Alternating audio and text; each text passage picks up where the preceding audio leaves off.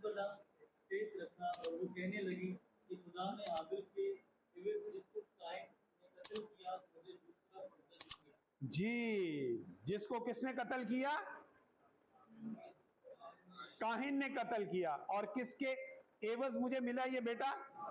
हाबिल। अब ये जो है सेत, ये मुझे क्या करेगा? बागे अदन में लेकर जाएगा। और फिर आप एक और हवाला अनूस हुआ इसके बाद। जी आगे भी पढ़िएगा इसको।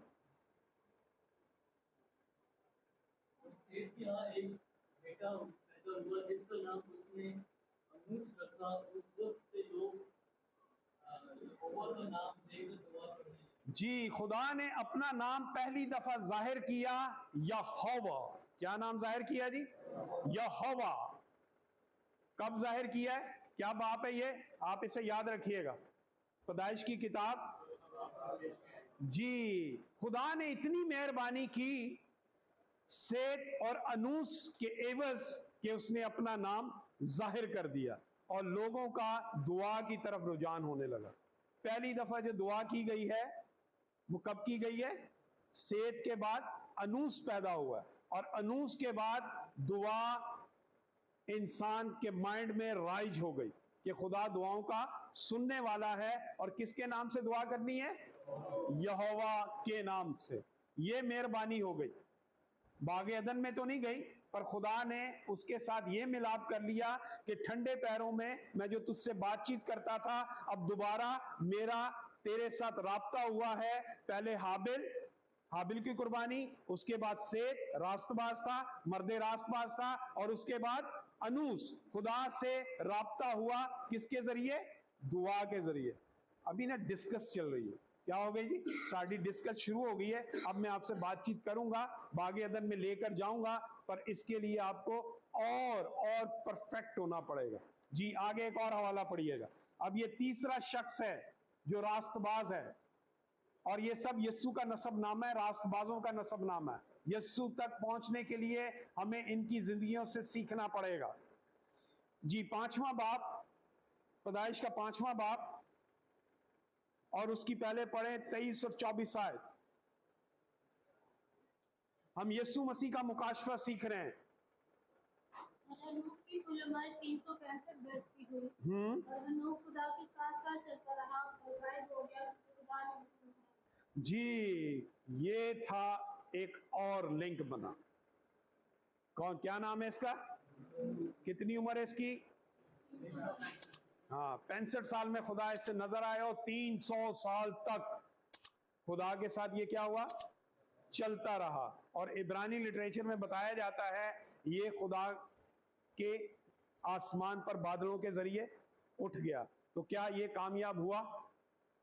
क्या ये कामयाब हुआ? इसने सिर्फ अपनी जान बचाई। क्या बचाई? अपनी जान बचाई, सबकी जान नहीं बचा पाया, क्योंकि सब ने गुनाह का एक अंबार लगा दिया।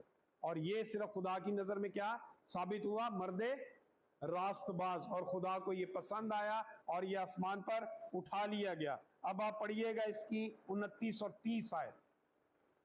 इंसान के ज़हन में एक जो शुरू से एक सोच थी कि मैंने गुनाह किया है और मैं लानती बन गया हूं, और लानती होने के नाते मुझे एक सजा दी गई है, उस सजा को खत्म करने के लिए वो निजात दहिंदे की तलाश करता रहा। जी पढ़िएगा। उसने उसका नाम नूह रखा और कहा कि ये हमारे हाथों की मेहनत और मशक्कत से जो जमीन के सबब से है, जिस पर खुदा ने लानत की है, हमें आराम देगा। जी, हुणे दी मां जड़ी है ना, उन्हें भी ये क्या कि जेड़ी लानत, दोबारा पढ़िएगा, हवाला गौर से सुनिएगा। ये बागे अदन से जब निकाला गया तो लानत दी गई थी। मैं पूछूंगा आपसे कौन कौन सी लानत थी? और उसने उसका नाम नूह रखा और कहा कि ये हमारे हाथों की मेहनत और मुशक्कत से जो जमीन के सबब से है, जिस पर खुदा ने लानत की, हमें आराम देगा। जी, जमीन पे कब लानत की गई थी? बागे अदन में। औरत को क्या कहा था कि तू क्या करेगी दर्द के साथ? और मर्द के लिए क्या लानत थी? और वो आज तक लानत राइज है ना? राइज है। बेटियां जब तक, हमारी मां बहन बेटियां जब तक औलाद نہیں ہوتی, وہ ایک کیا کر رہی ہیں, ایک زندگی لانتی زندگی گزار رہی ہوتی, ان کو تانے چھبیاں اور میڑے ملتے رہتے ہیں. اور اسی طریقے سے ہم جو بیٹے بیٹے یا مرد ہیں, تو ہم بھی جب تک کام نہ کرے تو کی کیا جاتا ہے, سانو کیا کہا جاتا ہے ہمیں, ویلا, وہ کوئی عزت ہوتی ہے.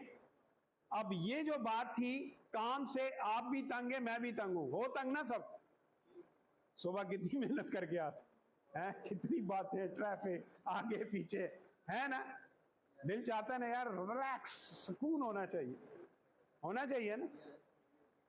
اور نو کا مطلب یہی ہے, متصلہ کا مطلب یہی ہے کہ اس کے بعد جو آئے گا وہ تمہیں کیا دے گا, ریسٹ دے گا, پیس میں لے کر جائے گا. پر کیا ہوا,